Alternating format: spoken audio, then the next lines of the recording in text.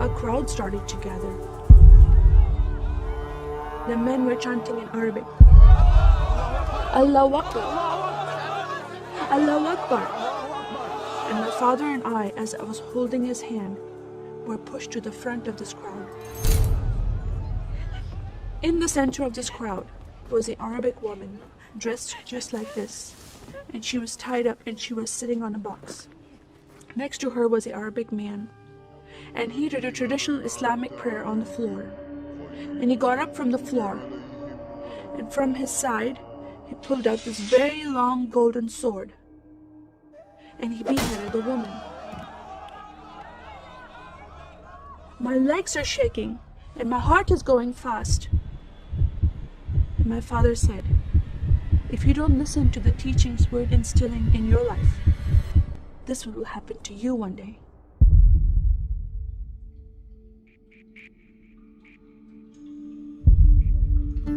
I was born and raised in a small country by the name of Kuwait, a community of 98% Muslim population. 2 of my uncles are imams, and 1 is president of a mosque, where I would hear the call to prayer 5 times a day.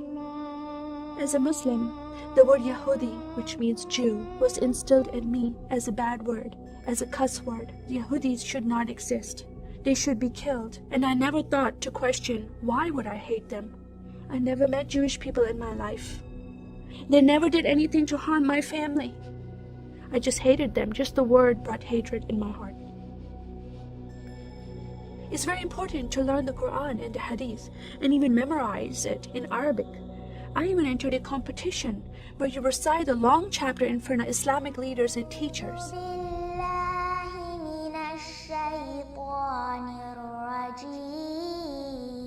And I came 2nd place. I thought I did a good job. But my father said, no, that's not good enough. Most of my life for me, it was alone, by myself, broken person, in need of love from my family, but I never received it from them. I tried to experience this love from Creator God, from Allah. In my prayer times, I lifted up my hands and I cried out to Allah for help. Please have my father stop beating my mother. Please have my father stop beating me. But no help came. God is not a personable God to Muslims. God doesn't say, I love you. Saddam Hussein forces came in the middle of the night and invaded the small country of Kuwait. And then they came to my city and they destroyed property and they looted people's home and they stole possessions and they killed the men and they raped the women. Then we were granted asylum status to stay in the US. My grandmother suddenly got very sick. She had a heart attack and she went to the hospital. And 2 days later, she passed away. I was devastated because I lost my best friend. And this lady approached me and asked me if I was okay. And I said, no, Paula, my grandmother died. And I just started to cry again. At that moment, I was hurting so much, only crying helped. And Paula came to me and put her arms around me and she gave me a hug. And then she asked me a question. Would you like to go to church with me? When I walked into this church, I experienced love from these people and acceptance from these people like I've never before. Fellowshipping together. They were men and women together. They didn't have to be separate. No one was judging each other. And they knew I was Muslim. They were so friendly to me themselves, accepting of me and loving of me. And that was really surprising to me.